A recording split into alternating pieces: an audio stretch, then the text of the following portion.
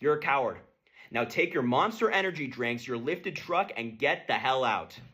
Alright, my friends, so I normally don't watch Harry Sisson's videos. I'd rather get a root canal on a sinking ship in the Atlantic Ocean, but I'm a martyr. I did it for you. What really stuck out to me is that Harry Sisson and the Democratic elites in Los Angeles, New York, and DC, they have learned nothing since 2016. Harry's comments looking down on people who drink energy drinks and drive pickup trucks is very reminiscent of Hillary's comments in 2016 about the basket of deplorables. Belittling and looking down on millions of Americans is not a good strategy. I'm from Texas. My brother, he drinks energy drinks. He drives a big old pickup truck. He operates machinery and works out in the heat with a hard hat on almost every single day. But Harry Sisson, who sits around his New York City apartment, like the folks who sit around in TV studios collecting seven-figure checks, they don't understand how millions of Americans operate between Los Angeles and New York. All of these states they like to fly over and look down on. Now, I told Harry Sisson personally over a year ago, you need to travel and get outside of New York and learn and enrich your worldview. I also went to NYU. I'm the same generation as Harry Sisson, but I decided to pack up after graduation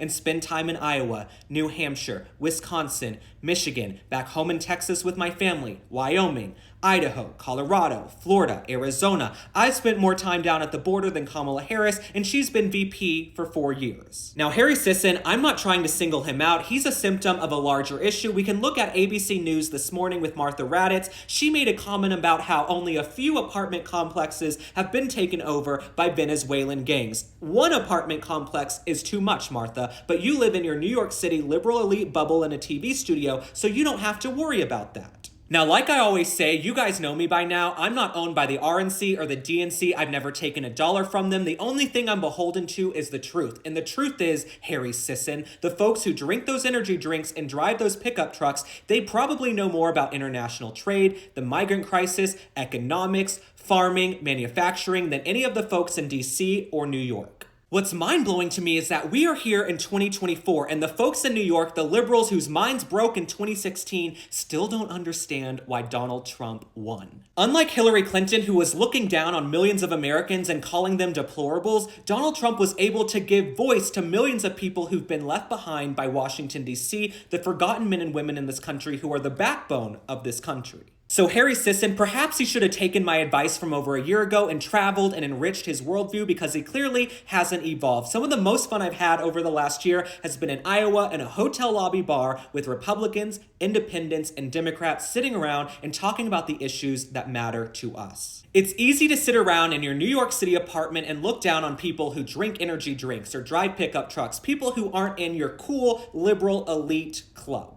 That type of rhetoric only divides us further. When I travel the country, I realize we really aren't that divided. Most people get along, they want the same things. They might just have a different way of getting there to that outcome. Now, if you've been with me for a while, if you're new to my page, something I talk about all the time is that we have taxation without representation in this country right now. The folks in DC, and that's on both sides of the aisle, Mitch McConnell and Nancy Pelosi, they've both enriched themselves to the tune of millions of dollars since taking office. They like to sit around DC and think they're the kings and queens, and we are their serfs, we are their subjects, and we're supposed to do as they say. Harry Sisson, at this point, he is a part of that political elite. He's been given entree to the DNC, to the White House. He's brought to important events. He's basically used as a mouthpiece for a certain specific political viewpoint. But what's so sad is that they would rather stoke division instead of having unity in the country. Looking down on people who drink energy drinks and drive pickup trucks is not going to help Kamala Harris come November 5th.